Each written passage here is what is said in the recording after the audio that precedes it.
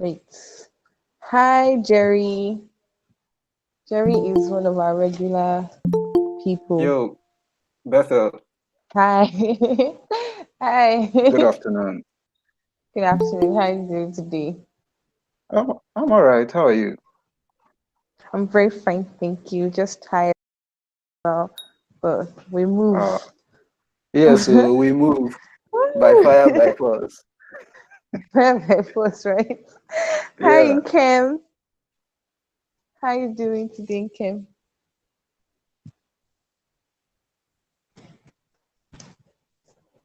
Hi, Bethel. Good afternoon.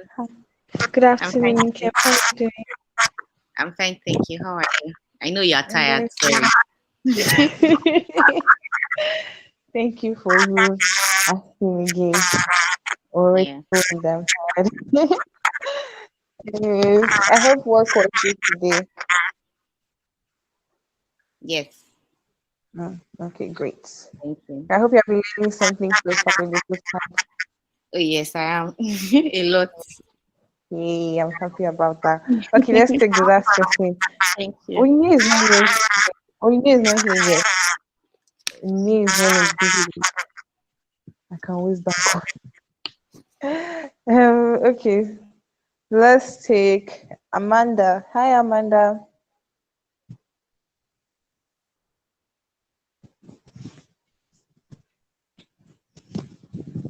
Amanda, can you talk? Are you in a place where you can talk? Okay, I think she can't hear me. Okay, Chinemem, are you in a place where you can talk now? Chinemem has always been here. Good evening, Bethel. Hi, Chinemem. This person we're hearing Chinemem's voice. I think the second time we're hearing Chinemem's voice. Hi, Chinemem. How are you doing? I'm very fine, thank you. How's your day? My day has been very Hello, good afternoon. Okay, Amanda is here. Okay. After Chinemem, we'll come to Amanda. Chinemem, how's your day been going? very well, thank you. And I hope you have been able to learn so many things so far. Yes, a lot. Thank you very much. Mhm. Okay. Okay, great. Let's take Amanda. Hi, Amanda. Hello, good afternoon.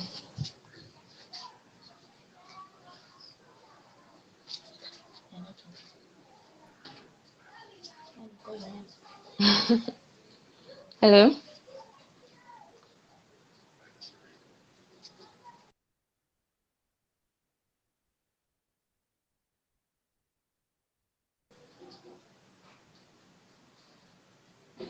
Hello.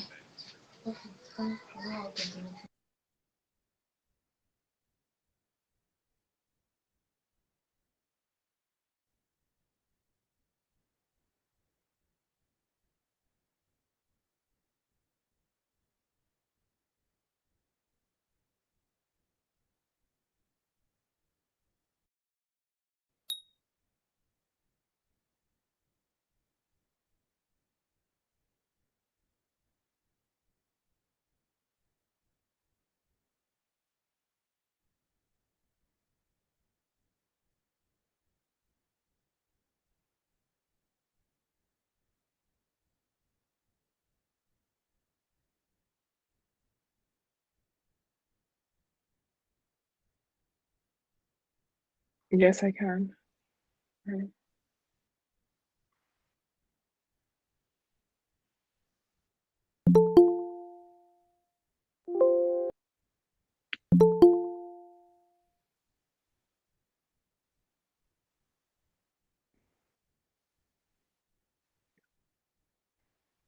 Yeah, I can start. Yeah, I can start. So, yeah. All right, let's go. Okay, cool. Okay, just need to share my screen.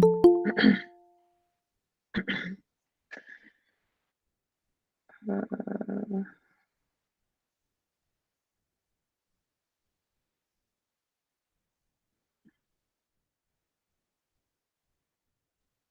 okay. Oh yeah, this is a new computer. Sorry, just 1 minute, please.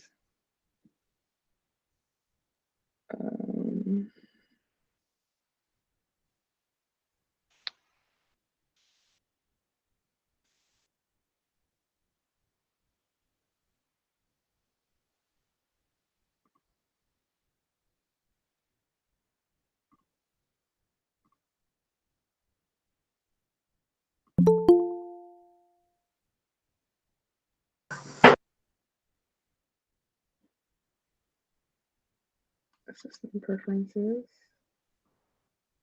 Okay. Gosh.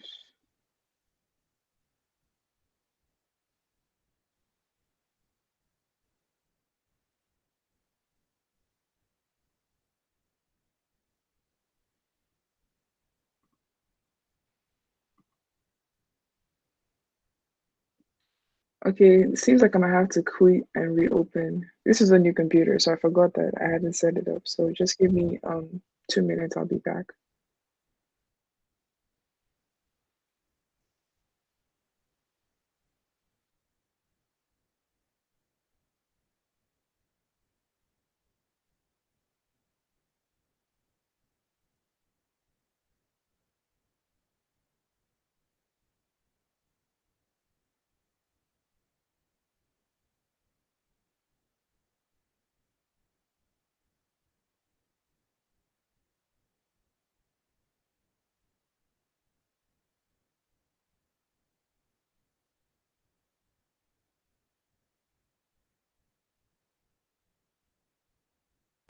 Hello, good afternoon. Fine, fine. I've been learning a lot. Thank you so much. How are you too?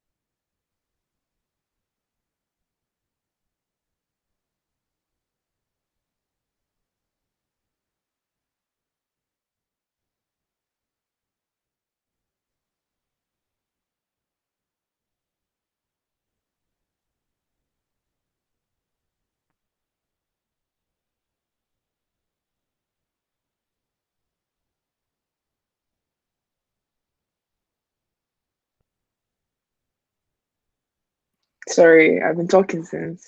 Um, I'm hoping everyone can see my screen now. Sorry about that. Okay, so let's start. Hi everyone. Thanks for joining me again today. Um, the topic of my, I think the topic of like my session is there is more to design than meets the eye. So last week, let's go to the agenda. All right. Okay, so last week we talked about design thinking, what it is and what it's not. We talked about the psychology of design. We talked about service design.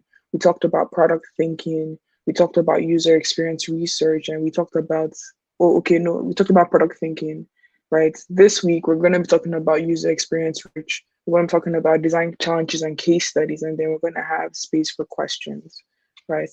It's going to be a quick session compared to last week. But if you missed last week's session, I really advise that you watch the video. It's up on YouTube. It was really great. There was a lot of information, and it takes time to digest like that kind of information. So I would really advise that you go back and watch it again. So today we're going to be starting with user research. We're going to be talking a bit about user research. We're going to be talking about some of the foundations of research and all those really cool stuff, I guess. I mean, cool stuff to me because I'm a researcher now, but And then I'm going to talk about some the major problems people have with research and some things that you can do to make your research better. Um, so yeah, um, again, like if you were in last session, you know that I like defining everything because I assume zero knowledge for everyone. So what is user research?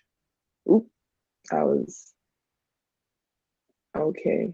So Aaron Baumwick, who's IBM's chief of design, defines user research as, as like a discipline maybe that focuses on understanding user expectations, um, behaviors, needs, and motivations through methodical investigative approaches, right? And I really like this definition because I think that it's very holistic.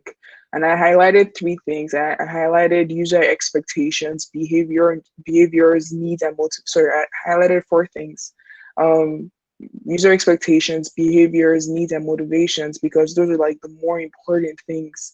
Those are like the core things. Like if you're doing user research, that is what you should be focused on, right? So um, simply put, like user research is the process of understanding users, so aka the people and their problems, by using various observation and feedback collection methods to test hypotheses, assumptions, and solutions, as well as answer questions and create usable and useful experiences, right? So the core of user research is just really around developing an in-depth understanding of people, right? And to understand people, you need to understand like what their needs are, what their behaviors are, what some of their constraints are, what some of their motivations are, what their preferences are, what their attitudes are. So you really need to understand people, right? And why people do the things that they do, right? So user research is just basically about understanding people and basically why they behave the way they behave,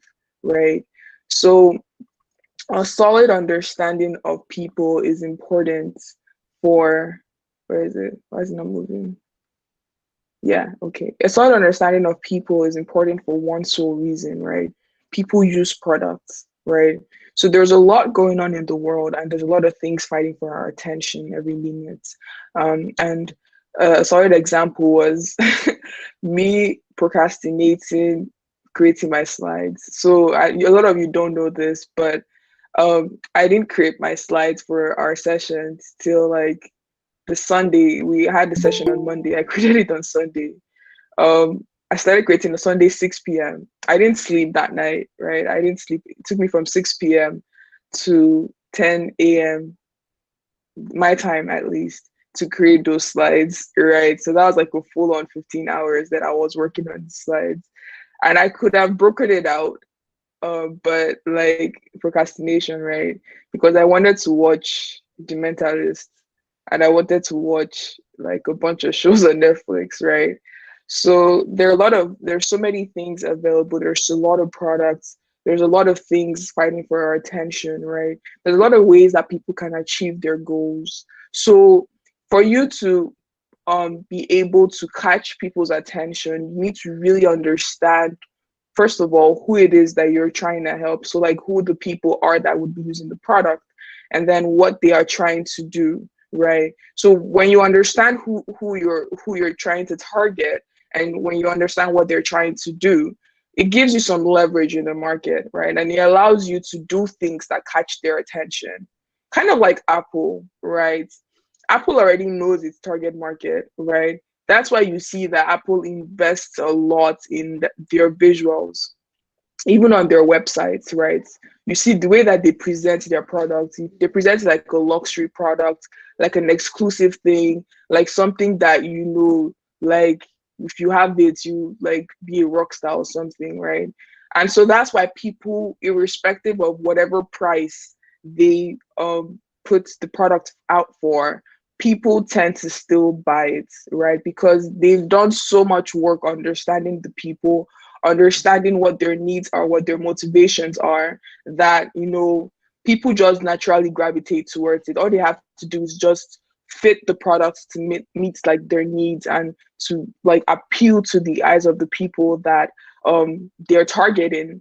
and then people buy, right? That's why you'd be wondering why somebody's spending 500,000 naira on the phone. Like, it doesn't make any sense. Like, it's like like you can get like 2 computers for that price. Or why somebody spending 1 million on a MacBook, right? But it's just because Apple has spent a lot of time understanding their users and understanding who they're trying to serve, right? And they market their products to fit that demographic, to fit those people, to appeal to those people. That's why user research, that's one of the reasons, actually. That's not the core reason, but that's one of the reasons why user research is important, right? So I've talked about this a bit, but why does user research matter, right?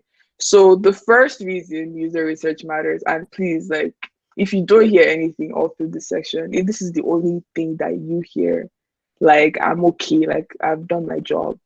The first reason that user research matters is because you are not your user, right? Please, wherever you are, just say it after me. I am not the user. Even though you fit the target audience, you are still not your user. A lot of people tend to design products for themselves, right? They tend to, okay, I know how this works, so somebody else is going to know how it works. No, things don't work that way. I don't know if you've ever been to a usability session, a usability testing session for a product that you designed, you would understand that users do usually mint. Users do usually mint. Like, so the fact that something is intuitive to you doesn't mean that it's going to be intuitive to another person, right? In fact, the fact that it's intuitive to you means that it's not going to be intuitive to another person. And that's just because human beings are different. We have different experiences. We have different everything. Like, there's just so much difference. So you can't be using yourself as, you know, the benchmark, right? You have to go out there, talk to other people, talk to the people that will be using the product, because again, your needs are different, their needs are different, right? Their motivations are different, your motivations are different, right? Their behaviors are different, your behavior. So you can't, like, please, I beg you, in the name of God, don't design products for yourself. Do user testing. See, and I'm going to talk about this later on, because a lot of people talk about, oh, okay, we don't have budget, we don't have time. Like, how am I going to do that? There's always a way. Small research is better than no research at all, right? So if you can talk to 1 or 2 people, it's better than not talking to anybody, right? If it's just 15 minutes conversation with 1 or 2 people, it's still better than not talking to anybody and not getting feedback from your target audience, right? So please, that's very important. And then some other reasons why research matters is because, again, you want to understand your target users. You need to understand context, right? Context is key in design, right? You can't design, because problems exist within certain context, right? So you can, maybe an example is, okay, maybe you want to design a product that helps people, or that allows people to listen to music when they're running, right? That's just an overall thing, right? But there are different contexts, right? So what happens when they are running in the rain, right? What happens when they're out of breath and they're running? What happens when they stop running? Like, you have to think about context. So context is very, very, very, very important, right? And user research helps you uncover those contexts that you should be designing for, right? User research also helps you understand mental models. I think I talked about this. I'm not going to define this again, but I talked about mental models in the first session. Mental models basically how people perceive the world, right? How people see things, right? So everyone has mental models, right? So an understanding of your user's mental models will help you go a long way, right? It helps even choose icons, right?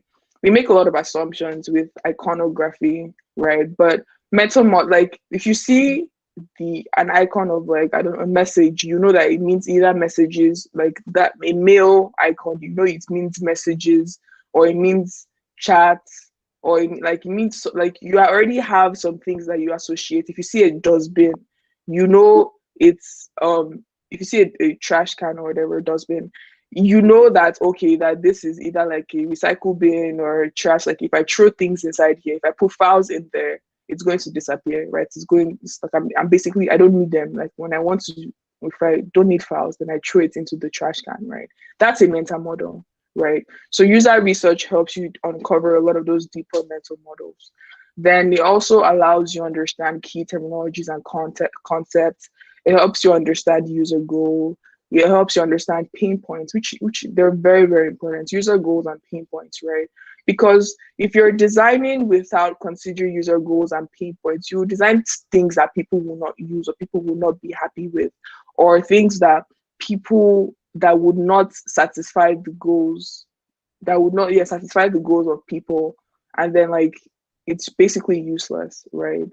So that's very, very important, right? And understanding user pain points, it helps you solve the right problem. Understanding goals and pain points actually help you solve the right problem, right? So user research also helps you with usability. It helps you with first impressions. Like when people come into your site, the first 5 seconds, what do they like? What are some of the first impressions? And first impressions matter. It's kind of like the way we interact with human beings. When you meet a person for the first time, you form a first impression of them, whether you like it or not. It's just natural. The same thing happens with apps and websites and all those things. People tend to form first impressions when they see an app or a website, right? So it's very, very important for us. I'm trying to keep to time because I have a meeting after this. It's very important for us to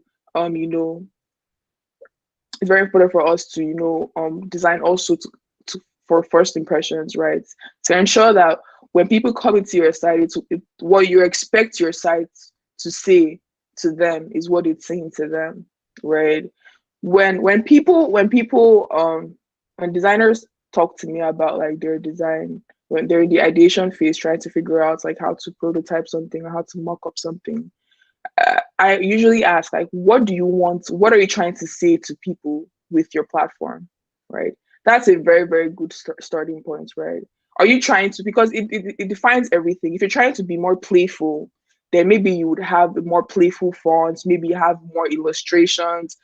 Like if you're trying to be more serious, maybe you'd have a lot of like serious stock photos and very, very like maybe like a gothic, a grotesque fonts, all those kind of things, right? So it defines a lot of things, and user research can help you get more clarity on those things, right? So it also helps you understand the workflows, how people go from one point to the other, like how people basically achieve their goals, right? Using your platform, right?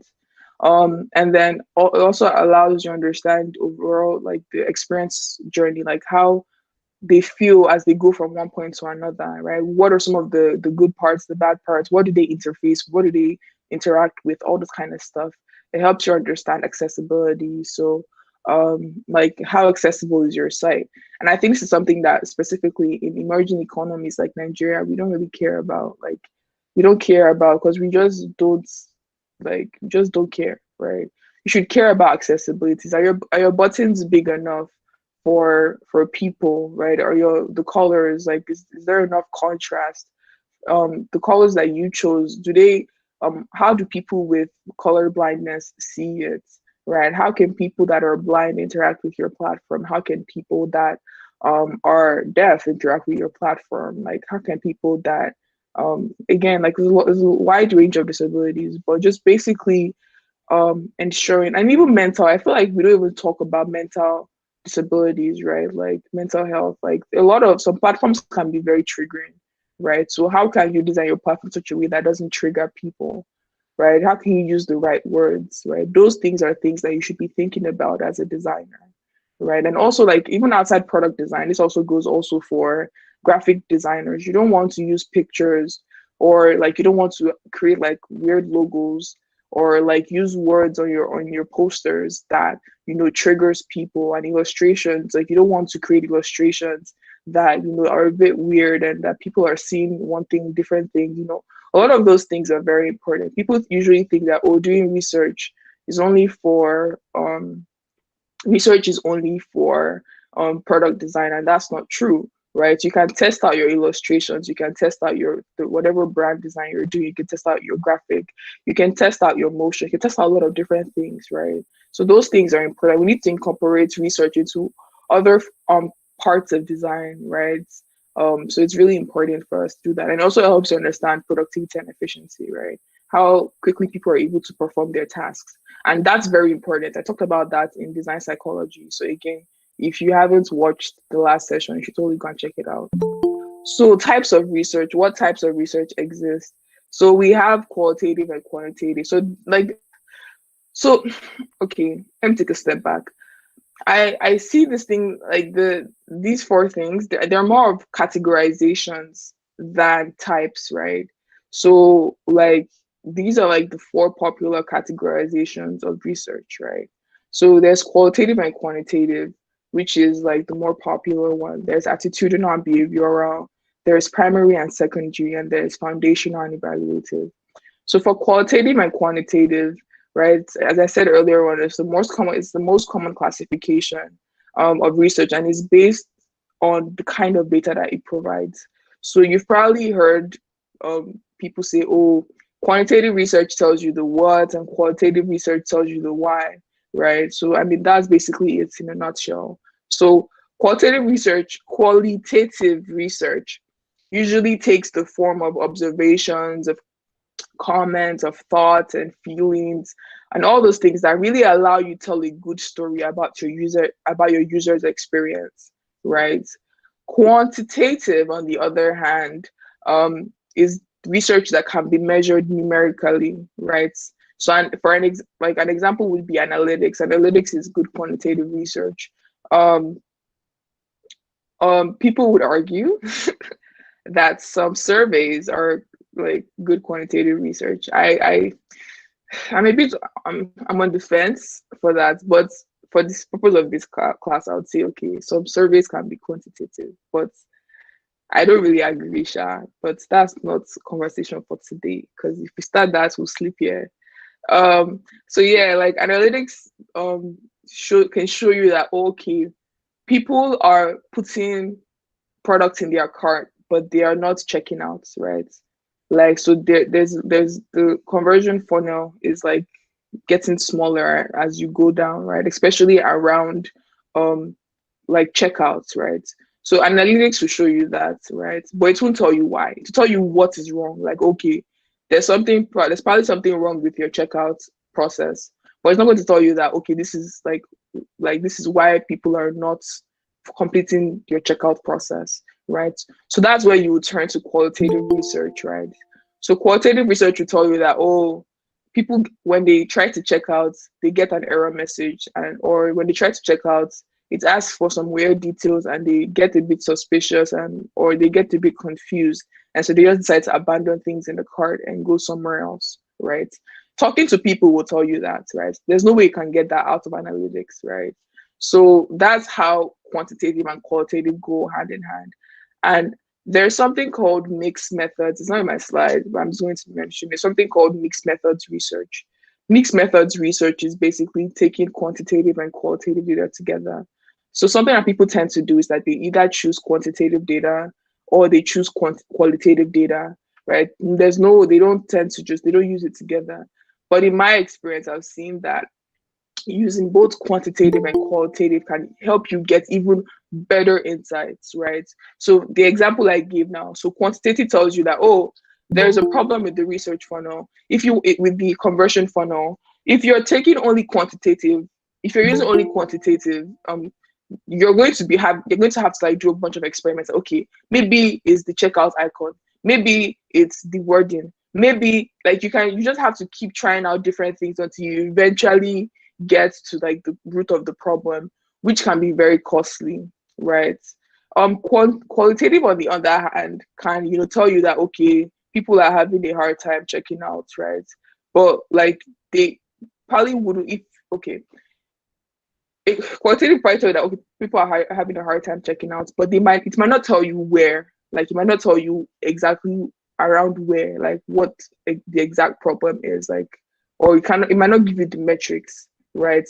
And numbers, they're very, very good, right? You want to have numbers to back up your decisions. It's very, very important. For some things, you're not going to have numbers, right? But it's just very important to use both. So if you use quantitative and qualitative, you see that, oh, okay, people are having issues with checking out, and it's because like they are having to put in this weird detail, right? Qualitative alone could have probably told you that, oh, people are having problems. People don't want to have to put in weird detail. Weird details where, or they're having error message where, like, and how many people are even having that error message? Like so quantitative helps back up the qualitative, right? Like, okay, 25% of people are having this problem.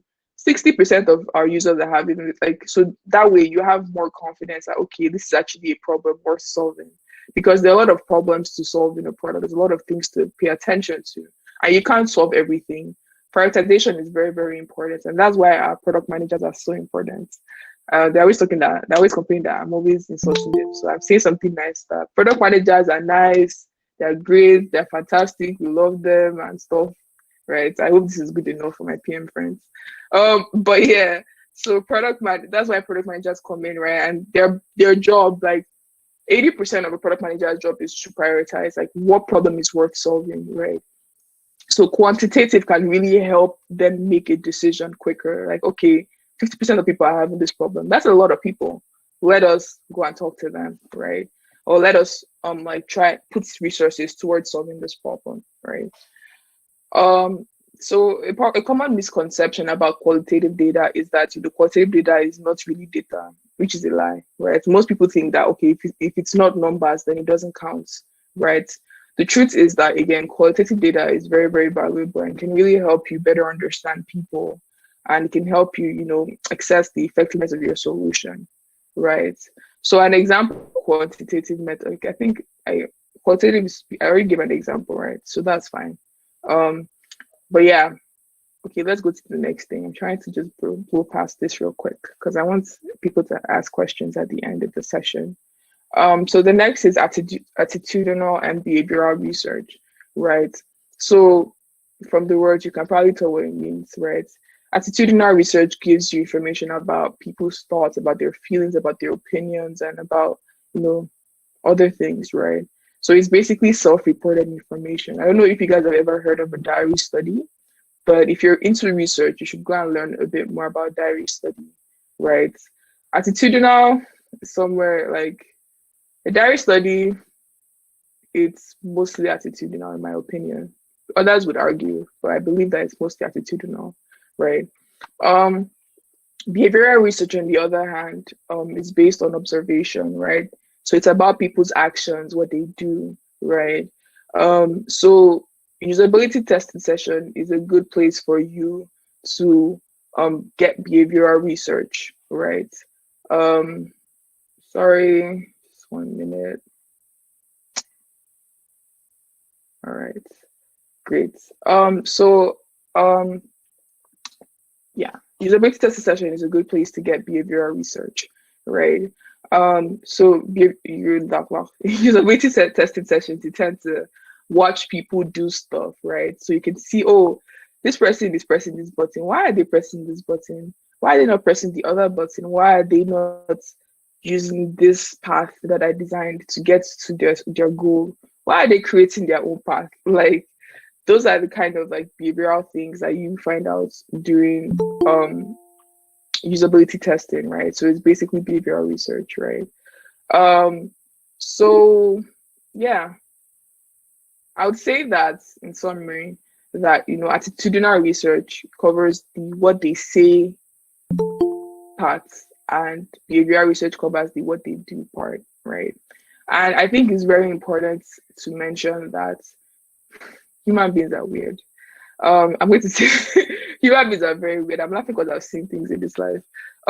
What people say they do is usually not what they actually do, right? So you have to be able to match what people say they do to what they do, right? Which is the reason why I like having a component of, okay, people telling me what they think they do, and then me just watching them do stuff, right? You will almost always find discrepancies, right? Because again, human beings are weird, right? So I think that's just worth mentioning real quick. So the next thing is primary and secondary research, right? So this type of categorization is based off of like the source of the data, right? So primary research is the original research that you do by yourself, right? So you do that to basically understand customer needs and wants, right? So it's generic interviews, surveys, usability tests, all those kind of things, right? So new research is basically primary research, like research there, like you're actually doing like field research, anything that takes you off of your office table to talk to people.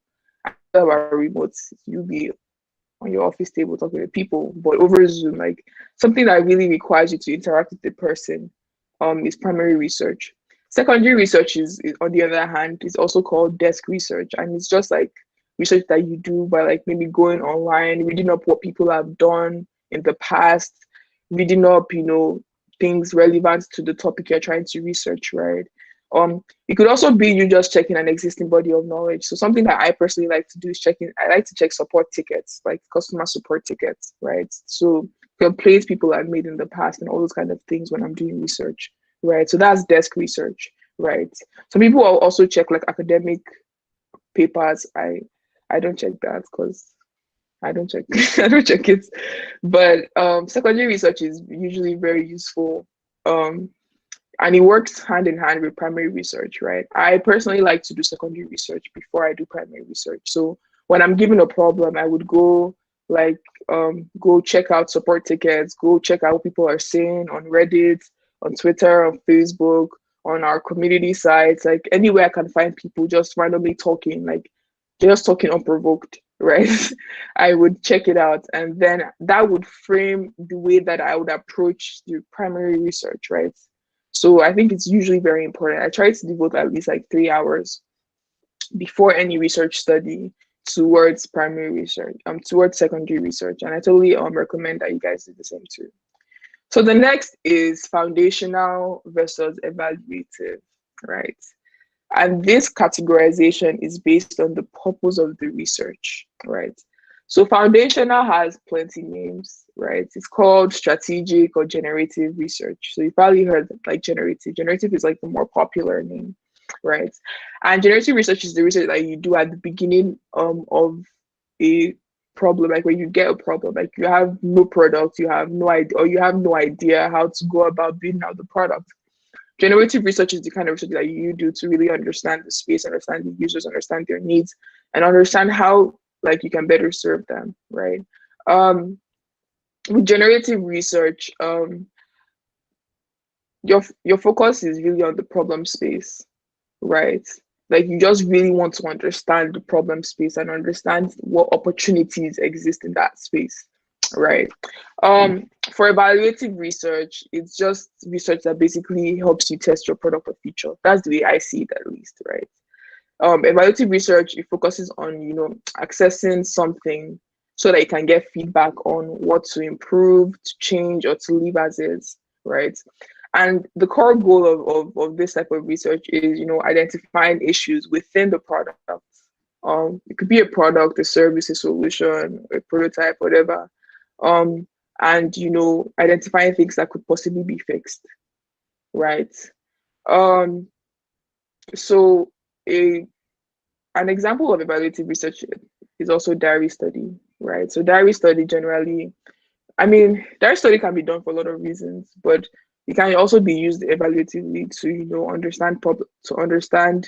No, I think actually diary study is an example of foundational research. I think it's more foundational in the sense that it helps you really understand the problem space. Usability testing is an example of evaluative research, right? You already built something. So you're just saying, okay, what are your feedback? Like, what's some of your feedbacks? Like, feedback. It's not plural of feedback. What is your feedback around the product? And, what can we improve on? What can we make better? And all those kind of things, right? So, yeah, I hope that makes sense to somebody here. So next, some of the common research methods, right? So we have interviews. You know what interviews are? You're just talking to somebody, trying to get their feedback on your product or understand like their needs and all those kind of things. Surveys, the more popular ones, it's like a form where you just throw your questions in, people fill it out. It's kind of like an interview, but without talking to people. So you just give people the questions and then they fill it out themselves. Card sorting is usually used for like information architecture to understand the user's mental models and how they see things. A/B testing is used when you have like two different designs and you want to test which one is more effective, right? First click testing is, again, it's more of like a desirability testing kind of thing, where you want to see like what, when you give people a task, you want to see what they click on first, right? Because it helps you understand like their starting points, right? The mental models around like that task and like where they think is a solid starting point for that task. Then next, you have heuristic evaluation, where you're evaluating a site to see if it matches some set of heuristic, right? To see how usable it is and how, effective the site is. Then next is focus group. It's interview, but with a group of people. So you ask a group of people about their feedback or their input about something, and they just all tell it to you together. It's really weird. I hate focus groups. Researchers generally hate focus groups, but I'm not going to talk about that right now. Participatory design is, a session. It's like a method where you give people a problem and you work with them, like you're actually working with them to find solutions, right? So like they're thinking of something, or they're brainstorming, you're brainstorming with them, right? Sometimes you can even design mock-ups with them, right? Together, like you guys are like working together to design something, right? That can like attempts to solve the problem. Ethnographic studies is just basically going like spending time really understanding people in their natural space, right? Context is key, as I said earlier on. Same is with research, right? People tend to act different when they're in their natural space. That's why you hear of researchers that go to, I don't know, some country and just embed themselves in the culture to better understand how to design for those people, right? Because people have different cultures and people have different mental models, and it differs amongst like countries, right? So understanding people, understanding like their culture and all that is super useful. Oh, I put card sorting twice. Oops. Next is tree jack testing. It's like a reverse way of, again, understanding like information architecture. It's like card sorting, but reversed, right? Task analysis, give people a bunch of tasks and just watching, like seeing how they go about solving those tasks. And usability testing, where you've designed something and you just want people to give you feedback on those things, right? So those are some of the common research methods. So what is the difference between good and bad research? The simple answer is the quality of your questions, right? It's really that simple. So your entire research study hinges on the quality of the questions that you ask during the session, right? So you cannot afford to ask the wrong questions. Like you can absolutely not afford to ask the wrong questions, because the quality of your questions determine the quality of insights that you bring in. The quality of insights you bring in determines like the quality of decisions that you make relating to the product, right? So you have to be very, very intentional about the type of products, type of questions that you ask as a researcher, right? Or as a designer doing research, right? So how do you ask good questions? By planning. That's the short of it. Like that's just it. Like create a plan, right? I don't have time to go through this, but yeah, you can just Google research plans online, right? Like it doesn't, I think I have a template. I can share it with Beto, and Beto will share it with you guys after. But the way to ask good questions is just by creating a plan, right? What is the justification for like the study? What's the justification for the research that you're doing, right? Why, like, what are some of the questions you have? What are some of the assumptions you've made? What are some of the things you want to learn, right? They help you frame your questions better, right? They help you ask the right questions, right? And then they help you, frame the questions better. A lot of people don't like to plan, right? Because people will be thinking, oh, like I want to create a survey. Like I don't need to create a plan to create a survey. I know the kind of questions I want to ask, right? But the truth is that there's no shortcuts, right? Always create a plan. Your plan doesn't have to be intense, right? You can write a plan in 30 minutes to an hour. Like it doesn't have to be long, right? And again, I'll share some templates with you guys, but you just need to just throw some things in your head down. There's just clarity that comes with documenting things, with writing things down, especially in research. Like you have to write everything down, right? Because there's clarity that comes with it, right?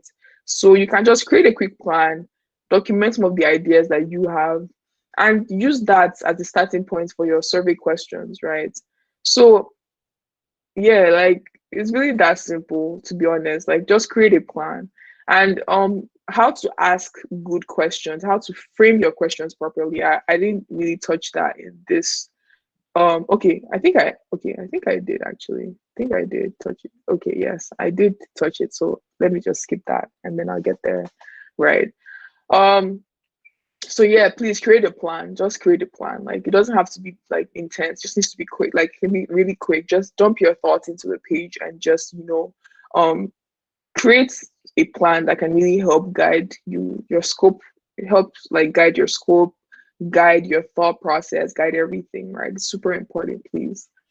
Then what are some of the tips to have in mind when asking questions?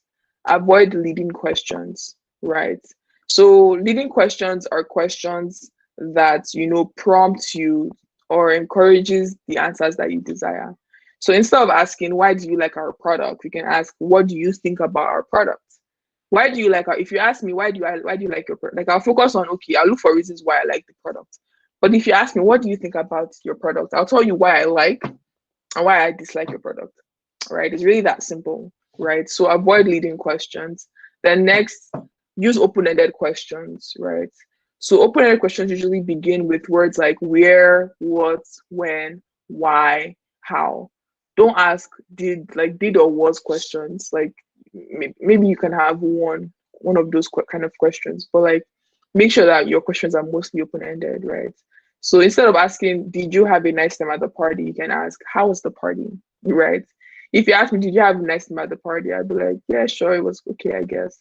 But if you ask me, I can simply answer yes. Like I can just say yes, like I did, or no, I did not. But if you ask me how was the party, I can say, oh, the party was pretty okay. Like it was okay. The food was great. Like there weren't too many people there, so that was nice. Like I'm giving you more information because you're asking me a more open-ended question, right? The next is tell me a story, and I'm going to actually emphasize on Why did I say empa? Like empa what? I'm going to emphasize on, you guys. English is so hard. I'm going to emphasize on this in our next sessions on case studies and design challenges. But people generally don't do well with recollecting their actions, right? But they tend to remember stories, right?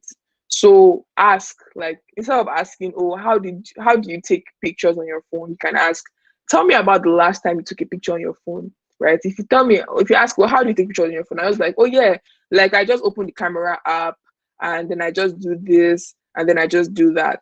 But if you ask, oh, like tell me about the last time you took a picture on your phone, I'll tell you, oh, I was at my friend's party and then one of our closer friends was like, oh Dami, come and take a picture of me.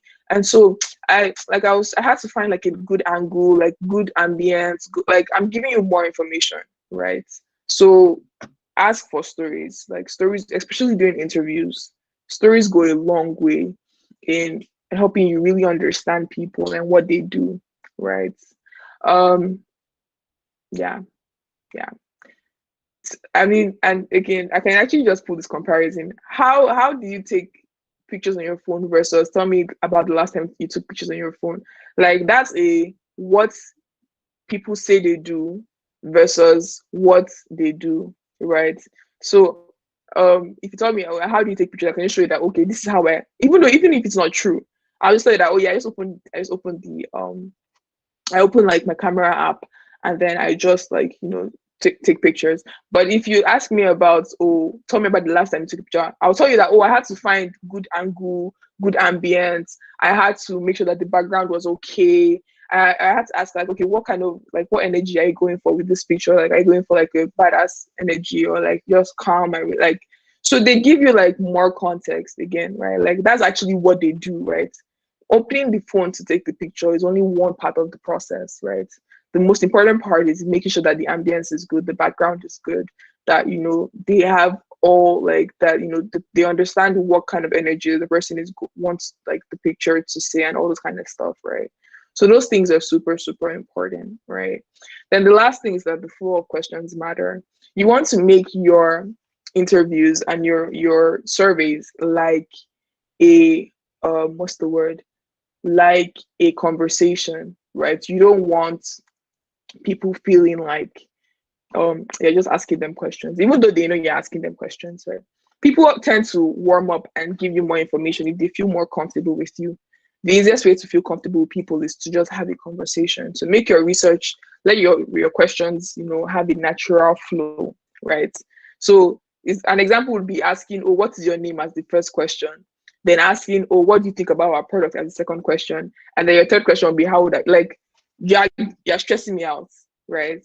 A more logical flow would be like, oh, what's your name? It's like, oh, your name is Frank. Oh, Frank, nice to meet you. Just a really cool name. I have a friend named Frank. He's pretty cool. And like, how old are you? Like, yeah, like I'm 26. Oh, you're 26. Oh, that's really amazing. Like, just a bit older than me. Okay. So what do you think about like it's a more logical flow, right? As opposed to, oh, what's your name? What do you think about our product? Oh, how would I, like, they're stressing me out mentally, right? So that's something to keep in mind, right? Okay, so what do you do when you do not have time or money to conduct research? You do guerrilla research. It's actually spelled guerrilla, you guys. I'm sorry, I just played a lot. It spells guerrilla research, but I like calling it guerrilla research for obvious reasons. Like, guerrilla research sounds more fun, right? Guerrilla guerrilla research is a quick and low cost way of learning about people and understanding their experiences, right? So it's usually done in very open spaces, in public places, right? You can just stand at like a mall and be like, oh, hi, I want to like talk to you a bit about our product, like, or go into a coffee shop or into like I don't know, a spot where people are hanging out, like a spot where your target audience is hanging out, and you'll be like, oh, okay, like I have a bunch of questions, like, do you have some time to answer my question? And it's not a very long session. It's just going to be like 10-15 minutes, real quick. Like, oh, I have this design. What do you think? What are some of your thoughts around it? What do you think would be better? What do you like? Quick, right? So that's a substitute. Like, if you don't have time or research, like that's a very, very solid substitute. Like, you can just walk up to people and just be like, hey, like sometimes you can even say, okay, this is $500, 500 naira for your time, or like 200 naira for your time. Like 15, like if I give me 200 naira for 15 minutes of conversation, like it's fine, like it's okay, like I'll take it, right? Or if even some people will even do it for free, like okay, like yeah, sure, I'll help. Like people like speaking, they like giving feedback, they like feeling heard, right? So it's just usually nice if you do those kind of things. That's like a really solid substitute to not doing research at all, right? Or doing research when, like, that's how like you can do research when you don't have the time or the resources to do really in-depth research, right? So I really love guerrilla research because it's so scrappy, like it's really quick and it's scrappy, right? So you just need to find the people, go to where your people are and just talk to them, right? But very important to note that guerrilla research does not give you the permission to throw out all planning. In fact, I would even say that it requires you to plan more intentionally, because you don't have time. You have 10-15 minutes with somebody. You want to make sure that you're able to ask most important questions real quick. You want to make sure that you're able to introduce yourself quickly in a nice way that would make them want to give you feedback for free, or give you feedback for $200 or 200 naira or something, right? So those kind of things, super important. So planning is very, very important, right? Just it doesn't have to be so rigorous and intense, but just spend some time thinking through the process, right? How would I introduce myself to people? What kind of people do I want to approach?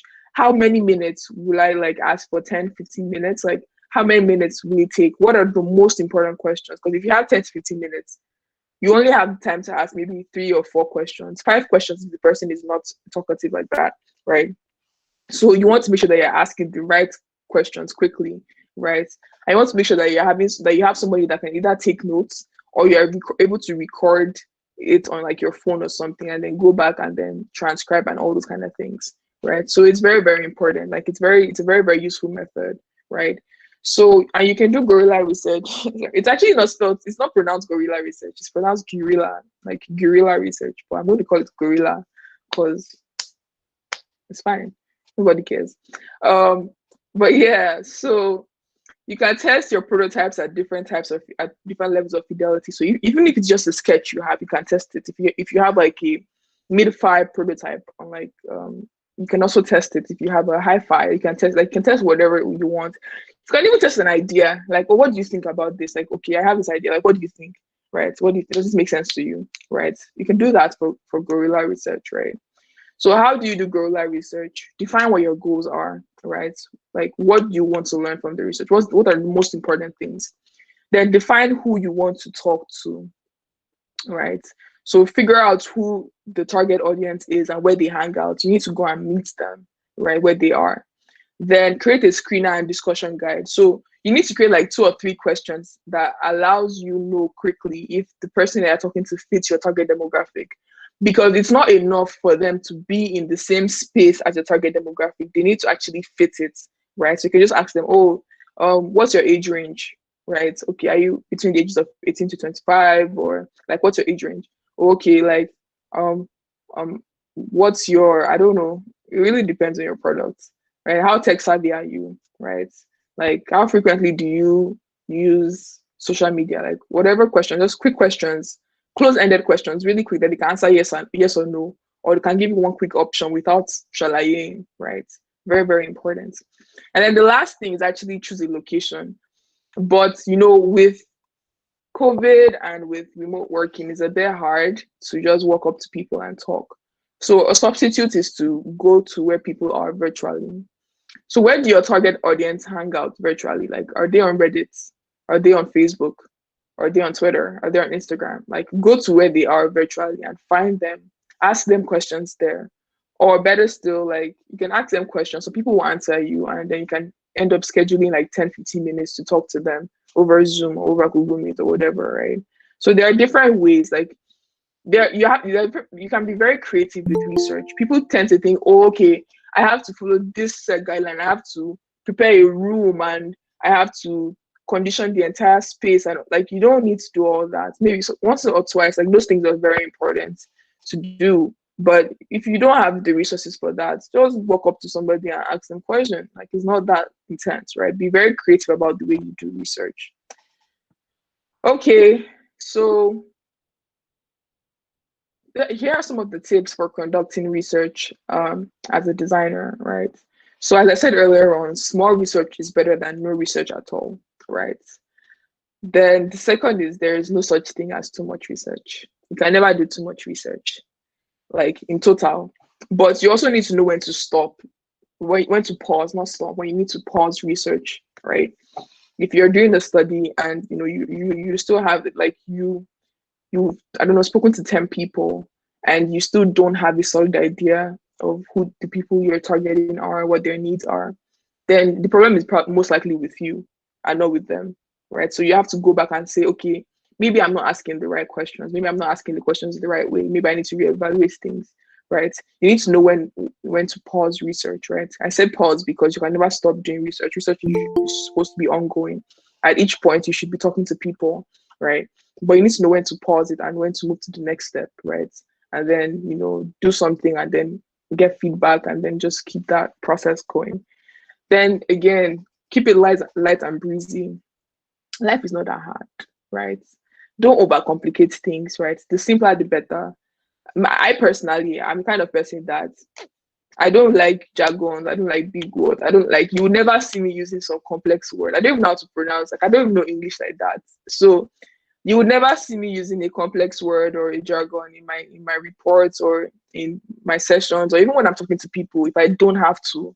Like, if there's like, I like it simple, and that makes it easier, right? It makes it easy for everybody to understand, right? So don't overcomplicate things. Let's write your research, or write your questions and write your things, or structure your things in a way that a layman can understand it, right? Right. Just keep it light and breezy, keep it frosty, right? The next is pilot your research always. So you get lab rats. My lab rats are usually my developers. My developers in my company, not really on my team, in my company. I just go to their Slack channel and be like, please, who has time to help me test out this research, right? The point of doing that, maybe test out a survey or test out an interview or usability test. The point of doing that is to make sure that like the type of feedback you want to get is the type that you're actually getting, right? So making sure that there's no discrepancy, right? Pilot tests, they're super useful. Like pilot tests, they've saved my life so many times. So many times.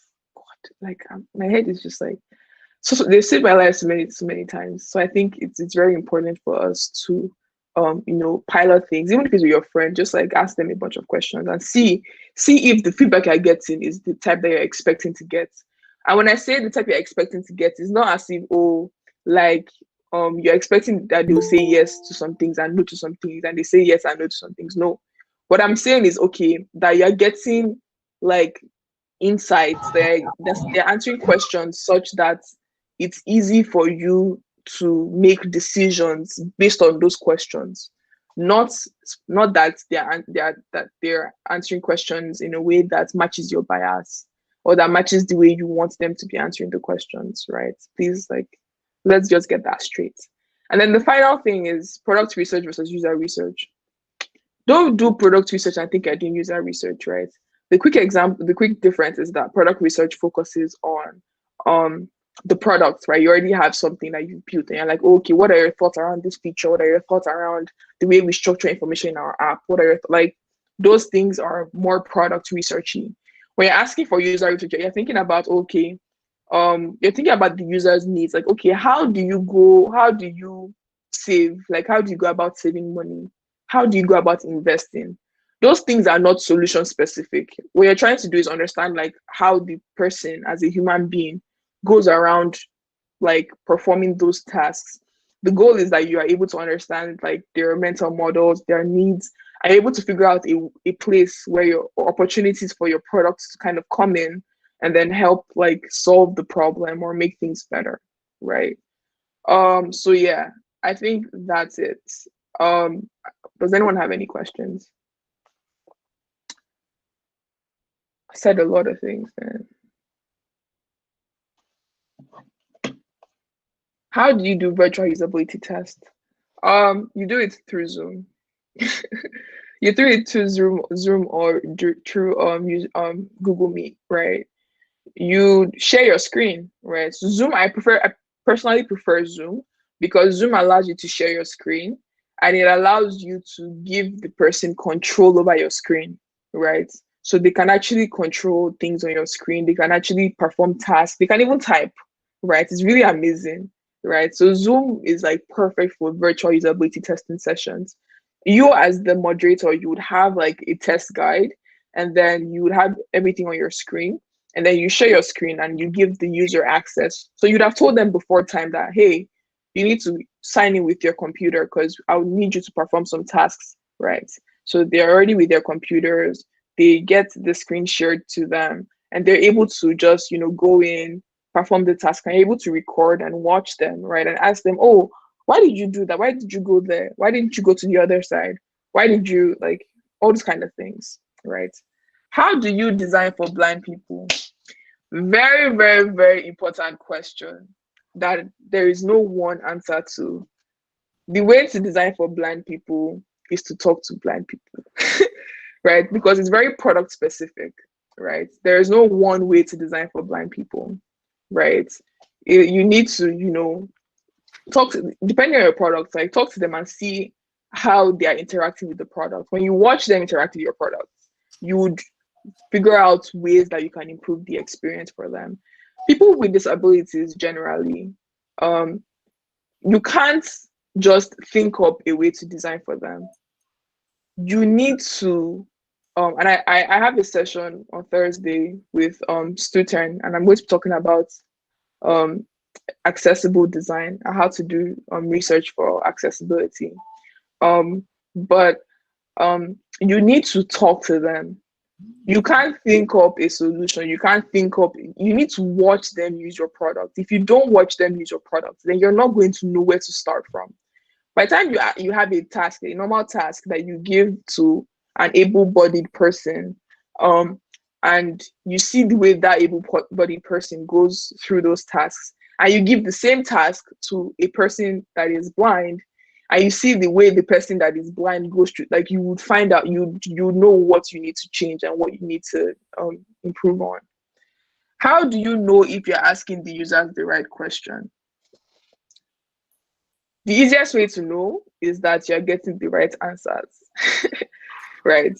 So if you've set up your scope for your study and say you said, okay, for this study, I want to understand how people. I'm trying to think of a quick one. I'm trying to understand how people interact with the water bottle. I'm going to my water bottle again because it's just here, right? I want to understand how people interact with water bottles, right? If you're asking me questions and I'm giving you, okay, so yeah, like I tend to carry my water bottle when I'm going to the gym or when I'm going to work, when I'm going on a long trip, and I know that, you know, I might not be able to find like a store to get water, and I know that I get thirsty. Like if I'm with this feedback I'm giving you, you're getting an idea of how I interact with my water bottle, right? So it's not matching your bias. It's just is allowing you understand how I interact with my water bottle, which was your initial goal, right? So with that, like, you know that, okay, I'm asking the right questions because you're getting insights that allow you understand how I interact with my water bottle. But if you're asking me, if you want to understand how I interact with my water bottle, and you're asking me questions like, and then you're asking me questions and I'm giving you feedback like, yeah, I don't know, like I just drink water. Like I just tend to just drink water from tap. Like yeah, taps are just cool. Completely unrelated. Like that doesn't give you any idea into the way I interact with water bottles, right? So if you're getting that kind of feedback, you know, hey, I think I'm not asking the right question. I think I maybe structured my question the wrong way. And again, nobody is a pro at asking questions. I've been doing research for 4 years. Yeah, 4 years. Are you serious? I've been doing research for 4 years now. And it's a continuous thing. Like you're continuously improving on your questions. Like maybe when you do one session and you get some weird feedback, you just go back and you tweak the question and then you try again the next session. And maybe you're getting a close feedback, but like not exactly the feedback that you expect to get. Then you go back, then you tweak the questions again, and then you just keep trying until you get to until you get the feedback they are looking for, which is the reason why pilot tests is important, right? Because it allows you like iterate on your research questions until you get to the point where you're asking the right questions. Wow, I hope that answers your question, Nika. If it doesn't, please let me know. Can you explain the difference between user testing and usability testing? There is no such thing as user testing.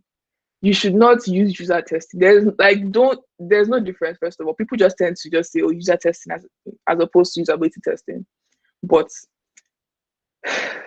user testing makes you feel like you're testing the person, like you're testing like their abilities, their like potentials, their shortcomings, their wisdom, their knowledge, and all those kind of things. Like, and that's not the case. What you're testing is how they interact with your product, right? So the term user testing should not be used, please. That's the easiest way to piss off a researcher. Say, oh, I want to do user testing. No, like, no, that's not a thing. Like, don't say that, right? Then is there a process of asking questions during user interviews? I don't really, in real life situations, when you see the user is confused, do you allow them finish going through the product to ask questions? If you see they are confused, you can ask. So it's a method in itself, like asking while they are going through the process. Just be like, oh, why doesn't this make sense to you? Like, oh, is there anything that you think that we can do to make this thing better? Like, so you can ask questions. You can ask questions during the interview. You can ask questions, right? But just don't ask it in a way that is very intruding, like you're like that makes it feel like you're intruding on their space. Like you're just like, oh, like they're just trying to understand what's going on. Like, oh, why don't you understand this thing? Like you need to calm down, and just give them some time. And then, you know, when you see that they're getting frustrated, then you can ask, okay, it's okay, you can skip this task. But do you mind me asking do you mind if I ask some questions around this task? Like, why do you think you are not able to do this? And you need to reassure them that they are not the problem. That is you that is the problem. You and your product. That's like the problem, not them, right? You want to make sure that the people that you're testing feel as comfortable as possible, right? that they don't feel like you're testing them and their intelligence, that you're testing your product, right? So that's very, very important. I hope that answers your question, Fuad. If it doesn't, please let me know. As a researcher, when do you know what research method to use? That's a very, very, very important question that you ask. Research methods, it depends on what you're trying to learn, right? If you're trying to learn, okay, so there, if you go to NN group, actually, let me just do that now, since we're all here. Oop, that's not gonna work. Okay, let me stop sharing my screen. Okay. I hope we still have enough time to go through.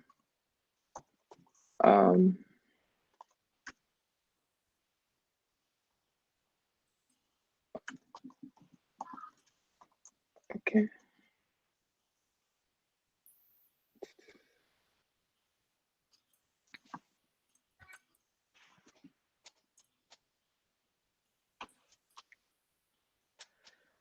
Okay, so there's this user testing cheat sheet that was discovered, that was created by the NN group, and I think it's very, very useful, right? So if you're trying to do discovery, you do user interviews, you should talk to people. If you're trying to, understand, like, again, in discovery, you're trying to understand the problem space. So there you're talking to people, you're doing stakeholder interviews, you're doing requirements, constraints, and all those kind of things. Honestly, knowing what method to use by heart takes time, because you need to really understand research methods to know what method to use per time, right? But this is a very, very solid cheat sheet that can really help. I can post it in the chat actually. That can really help you know when to use what when you're just starting out in research, right? There's also another cheat sheet that I think that also helps. I think this is this. Yes. So if you're trying to do more behavior, if you're trying to understand their behavior, you're doing usability testing or eye tracking. Like if you want to do qualitative research that helps you understand their behavior, like you're going up. If you want to do attitudinal that helps you, that is qualitative, you do this, right? So I also post this link in the chat. But yeah, these the quick, easiest ways that you can quick and easy ways to know what research methods to use per time. Explaining it, I don't think I'll be able to explain it, right? It takes experience to know which to use per time, but these are solid guides. I hope that answers your question. Oop. Okay, if no one has any other questions, then I can quickly go to. I have a question. Okay, go ahead. Okay. So my question is, when I'm going to do user research for maybe a project I'm conducting, also or a project I want to do, what is the least number of people that I should interview? Ideally, 5. Oh wow. Yeah, ideally 5. And 5 is good because 5 is good, and for me also, it's been proven to be good because once you reach the 3rd person, you start to see patterns, right? Okay. So by the time you're at the 5th person, you have enough for that period to make decisions. If you go beyond that, it's great too, but you should aim for 5, right? Did you think it was going to be more or less? I thought it was going to be 100. Nah, you can't do 100. You can't. I think that's a very common misconception that you talk to 2 billion people before you no. As much as people are different, there's still patterns that you notice, right? So you need to be able to balance your discretion, use your discretion to when you start to notice those patterns, to use that to your advantage, right? Okay, this is some of the central points. Let's focus on these central points for now. And then as time goes on, if we see more things, we focus on those things, right? So 5 is good enough, to be honest. I've done full-blown research studies with only 5 people. Wow. But one thing that I tend to do is that I like to augment it with surveys, right? So survey has like a wider reach, right? So maybe like I'll have like 50 people fill out my survey, and then I talk to like 5 people during, like that's good enough to make a decision, right? That's technically 55 people, right? Yes. Sometimes I would reach out to the people that filled out the survey to get more context around their answers, right?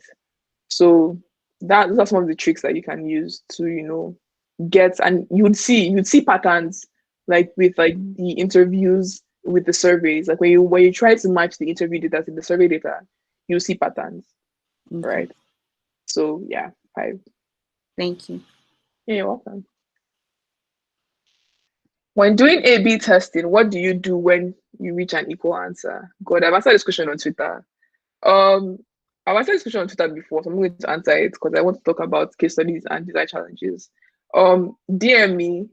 My Twitter is long live Dami, and I'll send the thread to you.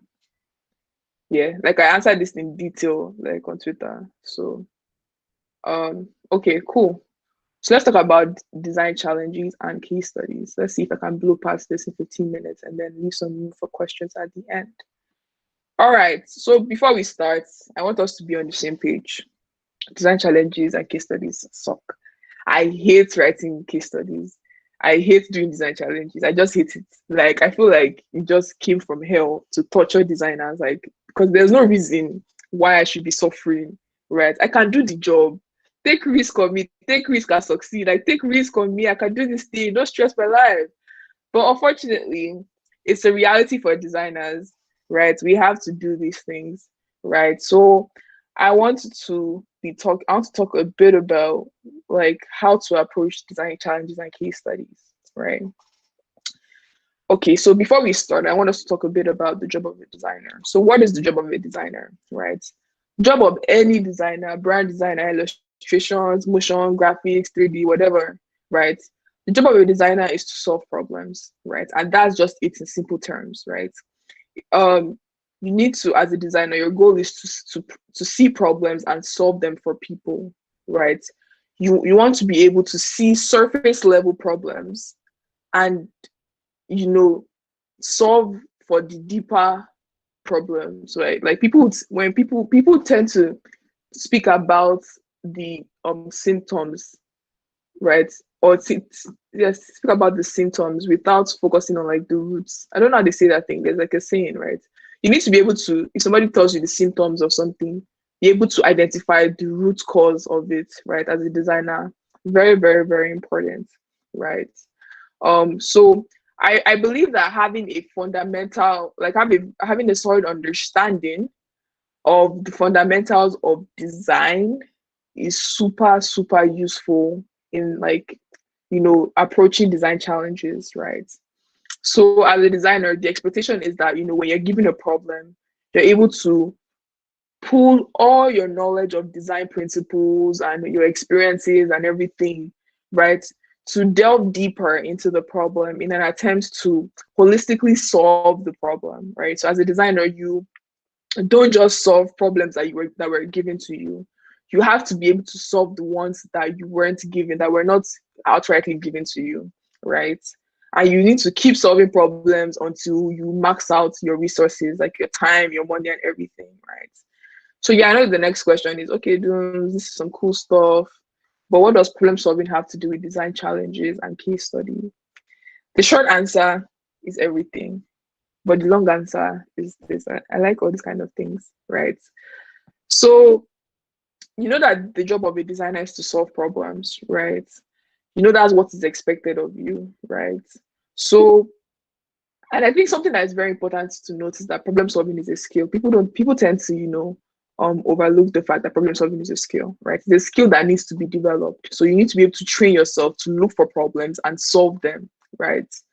It goes a very, very long way in making you a better designer. And an easy way to do this is to focus on building your critical thinking skills, right? So you can build your critical thinking skills by reading more, taking courses online, having people that evaluate you based on the way you think, speaking to more mature designers, like designers that have a lot of experience, right? And have like a solid understanding of design methodologies, right? And again, as I said earlier on, a mistake that I see designers making is that you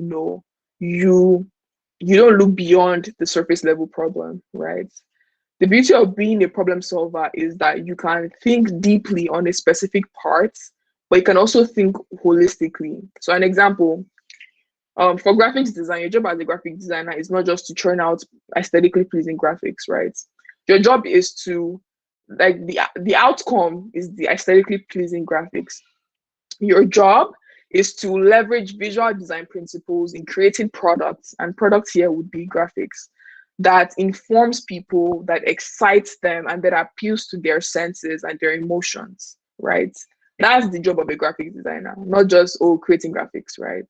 So you need to be able to think about your role. You need to be able to think about yourself, like as a designer. You need to be able to think about yourself like that. Like you need to be able to um see yourself as a problem solver, right? And the same goes for product designers, UX designers, and stuff. The job of a product designer is not just to create wireframes or to do surveys, right? The job of a UX designer is to leverage a wide range of knowledge in creating digital products that meets the needs of people and solves their problems in a way that aligns with the principles of design, and in a way that positively influences the feelings of their users, right? And that leaves the users feeling like satisfied and happy, right? That's the job of a designer, right?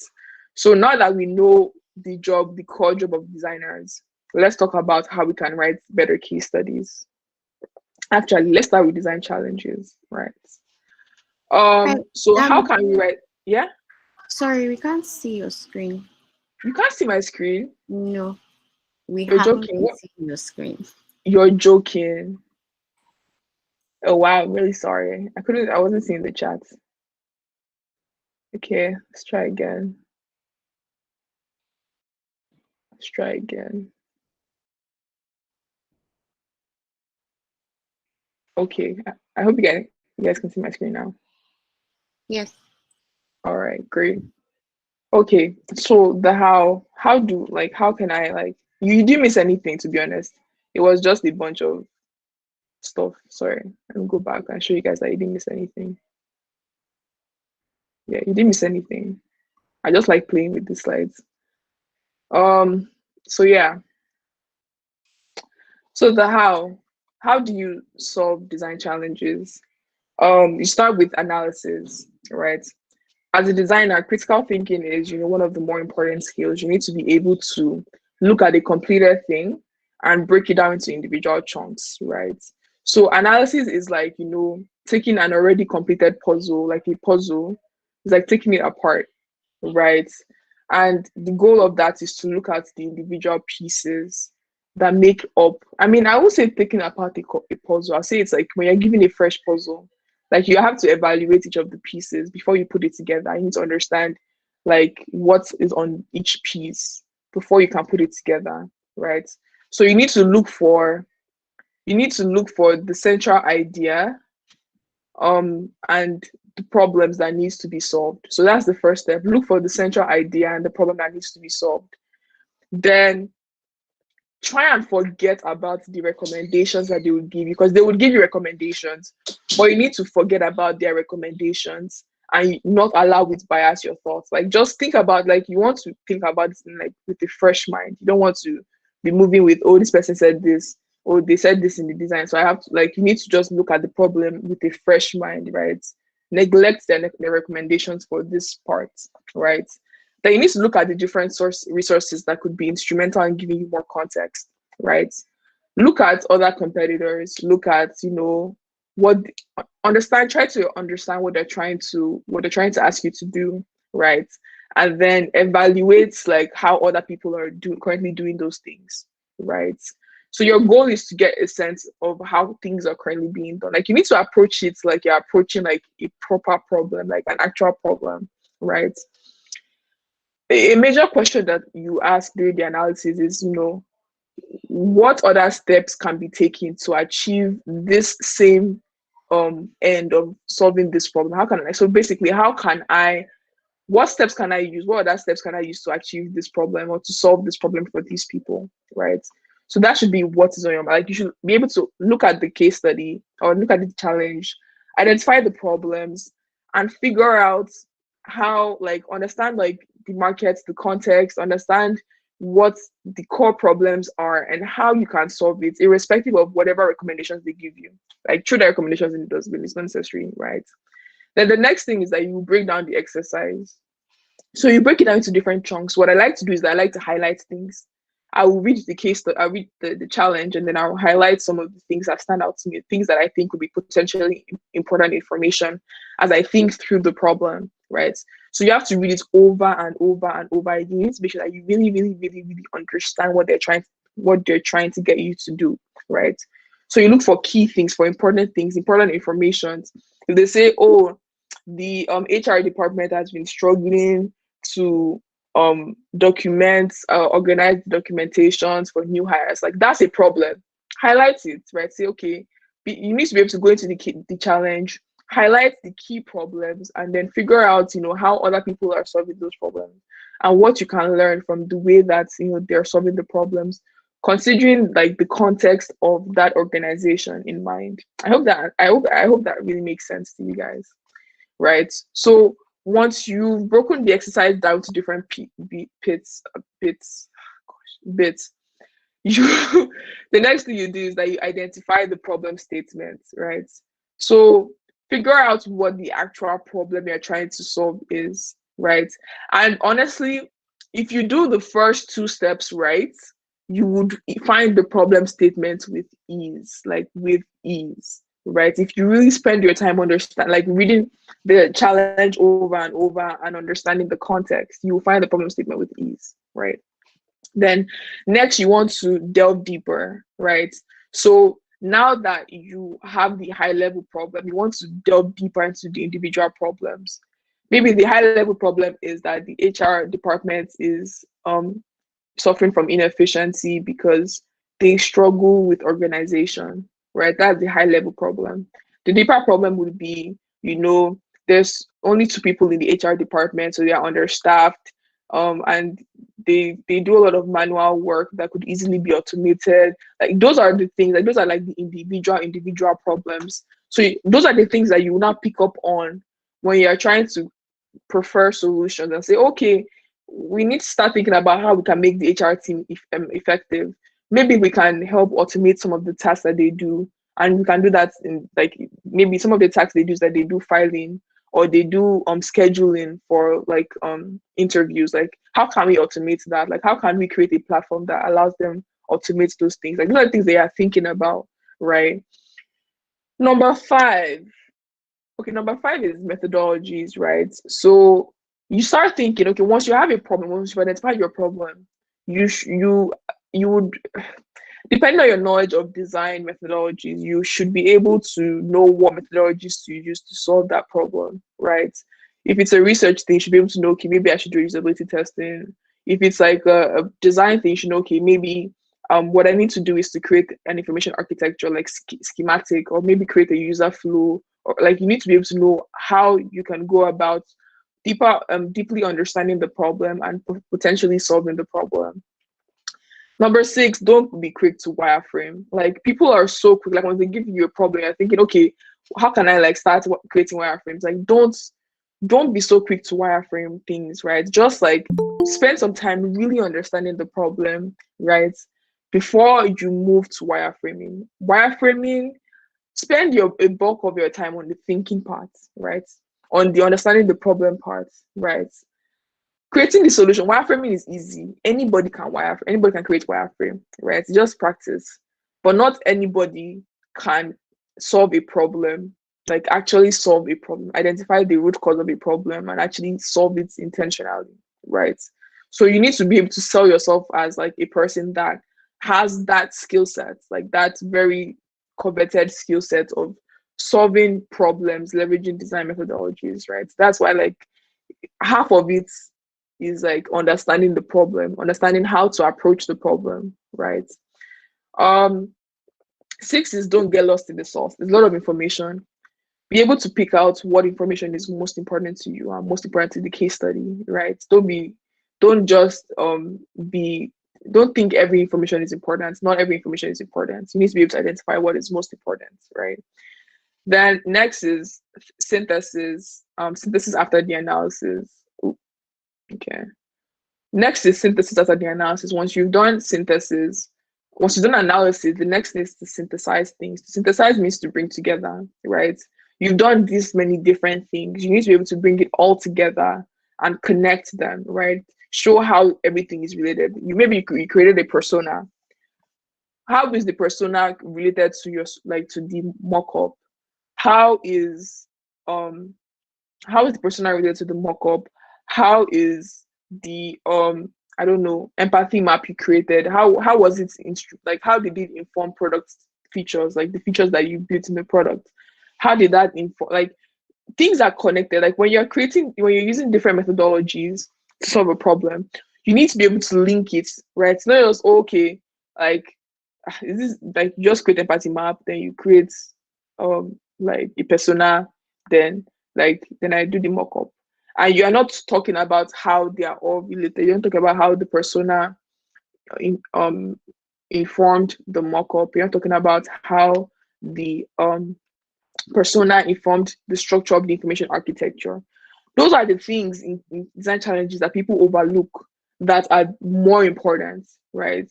The deliverables are not really that important. They're important, but they are 50% of it, right? Or 40% of it. 60% of it is the thinking. The reason why people send you design challenges is to understand how you think through things, right? Not how you do things, but how you think through things, right? So you need to be able to show them that I know my stuff. I know how to do this. Like, if you give me a complex problem, I can solve the problem for you because I know how to break down problems. I know how to approach problems, and I know how to create things relating to those problems that can help you, figure out what next steps to make are, right? Then future considerations, like, it's usually very nice to say, okay, because, like, I didn't have enough time, I couldn't do everything. I couldn't really flesh this case study, this design challenge out. But if I had more time in the future, I would do this, I would do that, I would add this, I would add that, I would consider doing this and that. Like, that just makes it seem like, you know what you're doing. You're thinking forward. You're thinking like I don't know, you're very, what's the word? You just know what you're doing, basically, right? I'm rushing through this. Okay, let's see. What can we do next? Can I talk about case studies? Yeah, let's quickly talk about case studies. So the core of case studies is telling me a story, right? Like, can you tell me a story? That's the question for case studies, right? You're not just writing case study to say, oh, this happened, then this happened, then that happened, then that. Like, you have to be able to link each section together.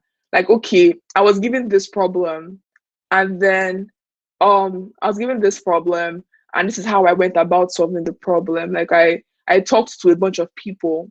I asked them a bunch of questions to understand their headspace. This is what they told. This is what I learned from talking to people. And so what I learned from talking to people to create an empathy map, to build empathy for them, and a persona to, help me keep my thinking user-centered, right? The persona contains a lot of the core goals and needs of the users. Thinking about these, like, the needs of the persona, and like the feedback that we got from the research session, it made a lot of sense for us to design a product that does this and that makes life easy for the users, right? And we did that we used the feedback we got, like, we used this specific feedback to inform this specific decision. And you need to be able to link things. What I see people do is that they just throw things up there that, oh, I had this problem. Then they'll throw, like, okay, this is my persona, this is my empathy map, this is the wireframe. Like, and yeah, I'm like, okay, how did you get here? Like, oh, I did research. Okay, what type of research did you do? What questions did you ask? What did you learn from the research? How did what you learned from the research inform the decision in the next phase, right? Things are connected, right? We need to be able to show the connectedness of things.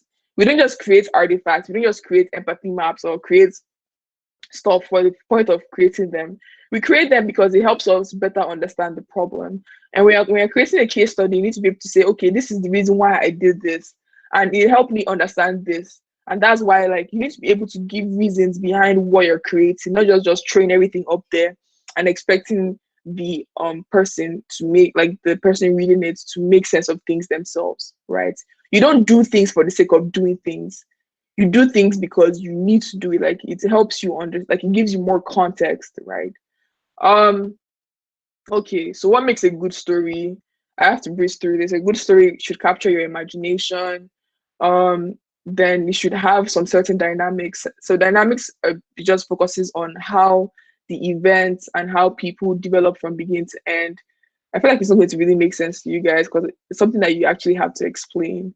But you have to have a dynamic, right? And you have to have the element of surprise, right? Every story has the element of surprise. An example, Avengers, right? I didn't know that Iron Man was going to die, right? It caught me by surprise and I cried, right? I was a hard guy, but I cried tears. I was crying in the club. And that was an element of surprise. But then I went with my sisters to watch Frozen 2 and Olaf died and my sisters were crying. But I knew he was going to die because I mean that's just it's a generic storyline. You get so you need to be able to target the surprise to fit the audience, right? Like you can't give the surprise meant for a 2-year-old to a to a 20-year-old, right? Different age groups need different elements of surprises. And we need to start thinking about how we can embed like surprises in the stories that we tell. So a surprise doesn't have to be anything special. It can just be, oh, I had this assumption going into research. I thought, okay, people did this and people did that and people like doing things this way. But when I went into research, I found out that, oh, people don't do things that way at all. What they like doing is this and that. That's the element of surprise. Like, oh, okay, what I thought was going to happen after research was not what actually happened, right? So that's like something that you can embed within your research, your case studies, sorry. Then why is storytelling important? Because it captures the imagination and attention of people, right? A lot of people read different case studies. You want to make your own memorable. You want to make people, know that okay, this person is like she's different, right? She's not just showing me different things. She's able to walk me through the end-to-end process, right? And take me through her thought process, right? So storytelling also helps people identify with your work, right? It can help people relate with your work, right? Then the next is that we tell stories to capture the imagination of people and to build empathy. Everybody likes stories, right? And then 4, we tell stories to let people choose their journey.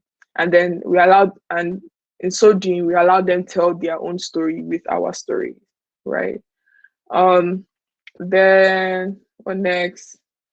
What does that have to do with case studies? So tell stories with your case studies, right? Use use storytelling to capture the attention of the readers of your case studies, right? When you're writing a case study, ask yourself, how can I engage the readers, right?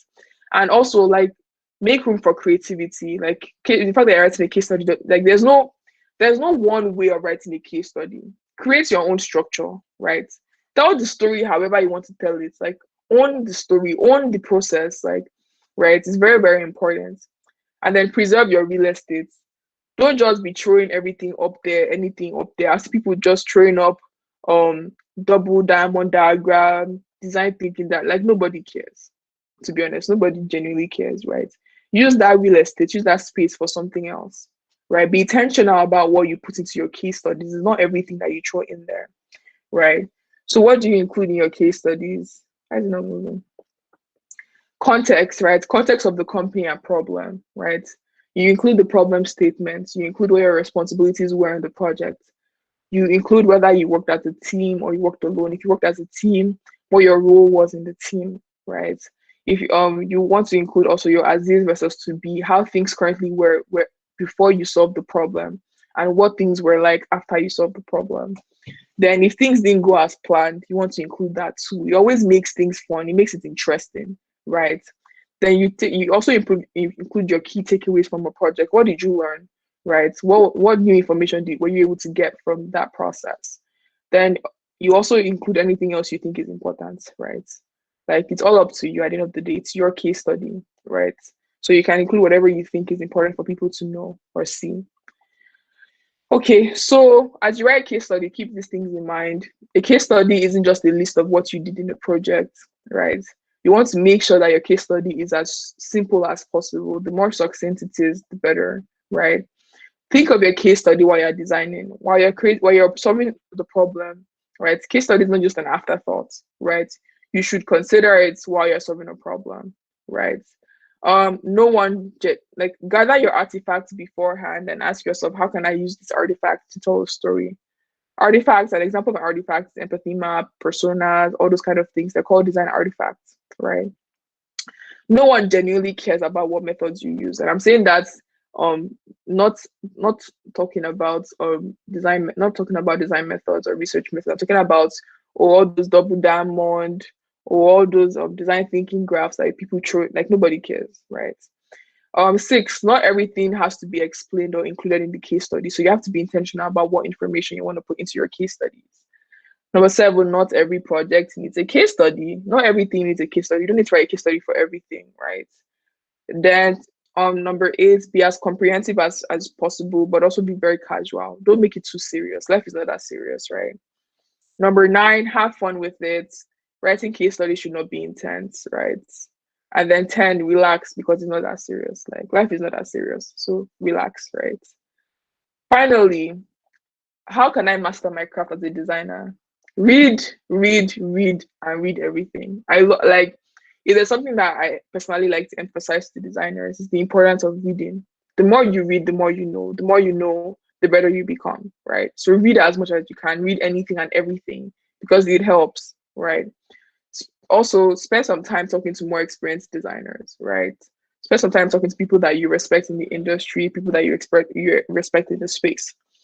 Then three, take courses online. Take online courses, in-person courses, whatever courses you want to take. Just be on the path of continuous development. You can never get to a point where you're the best designer in the world. There's always somebody better than you, right? So seek knowledge, right? Four, find design mentors. Find people that can guide you through the process. People that are more experienced than you, that can help you be better. Number five, share your work. People don't like putting their work out there because they're scared of what people will say and all those kind of things. But there's clarity that comes with sharing your work. There's pride that comes with sharing your work, right? And people will even give you feedback. It has more reach, and people are usually very nice to give you feedback that can help you improve your work. So share your work, right? And number six, remain teachable, right? You can never finish learning everything. You can never know everything. So always make sure that you're looking for knowledge, and that when somebody corrects you, no matter how big you think you are, like how much you think you don't know everything, right? So make sure that people are easily able to correct you and that you heed correction. Like it's very, very important, right? Pride doesn't help you do anything. It doesn't help at all, right? So yeah, that's it for me, you guys. Thank you so much for staying with me. Thank you so much for listening to me ramble. Thank you so much. And I hope that this was useful to somebody out there. Yeah, thank you.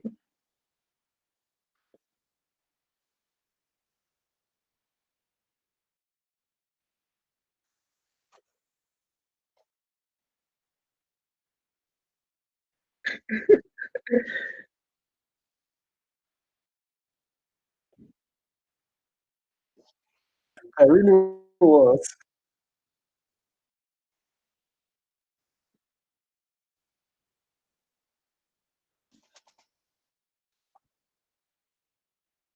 I was just no, I was just commenting.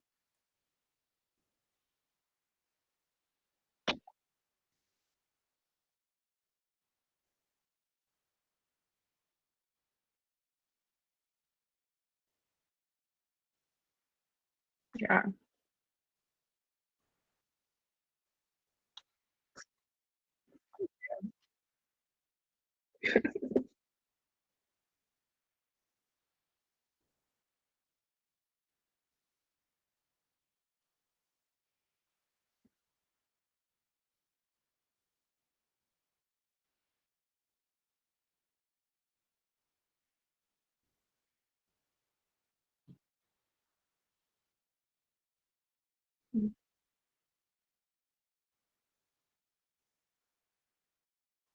Thank you.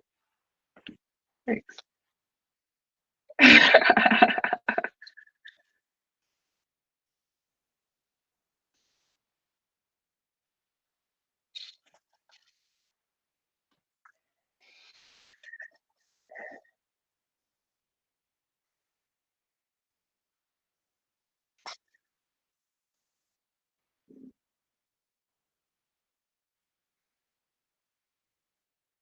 Yeah, thank you so much, everyone. Yeah.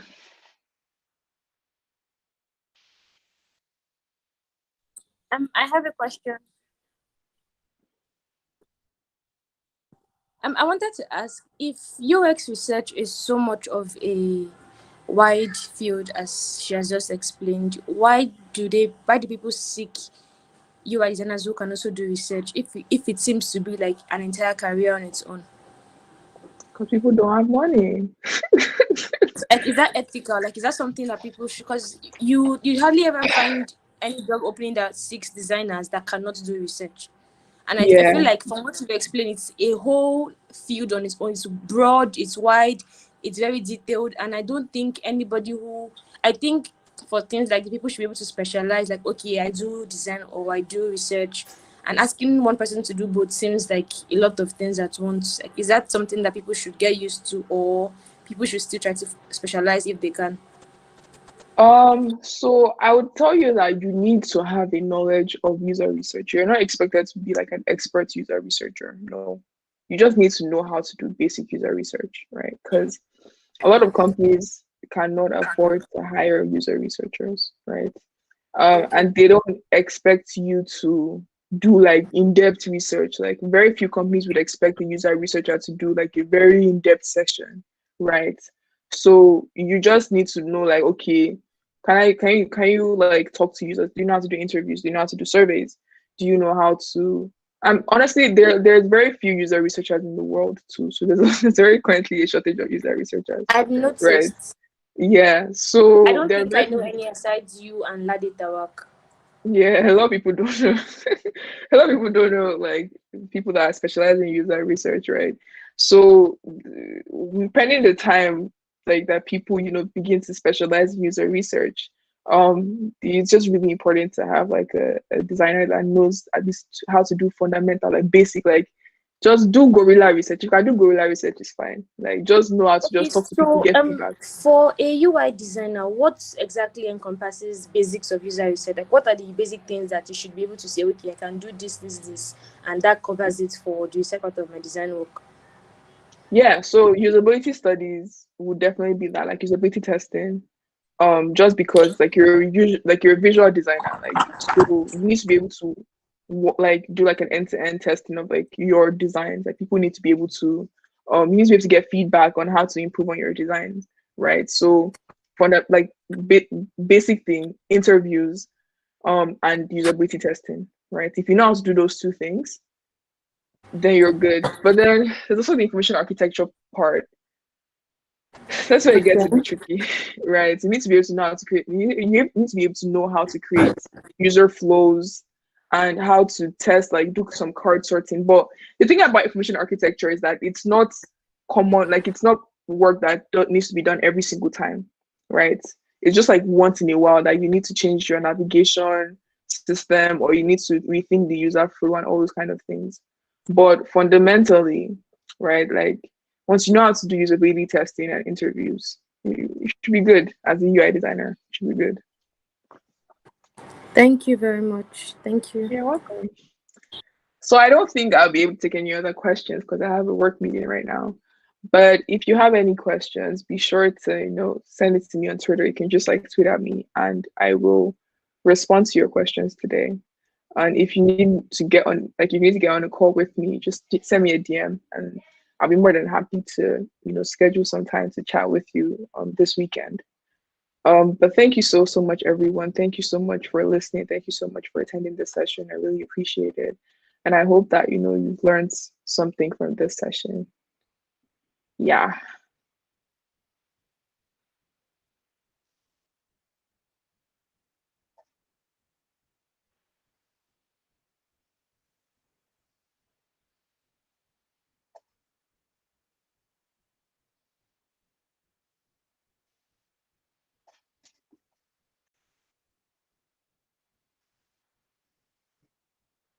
That'd be nice.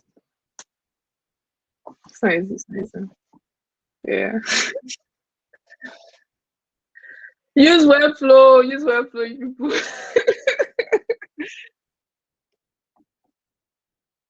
um, I will send it to you guys. I actually don't have one yet. I'll send it to you guys. Yeah.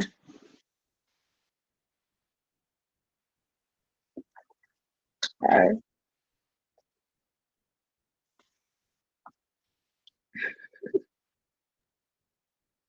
Bye.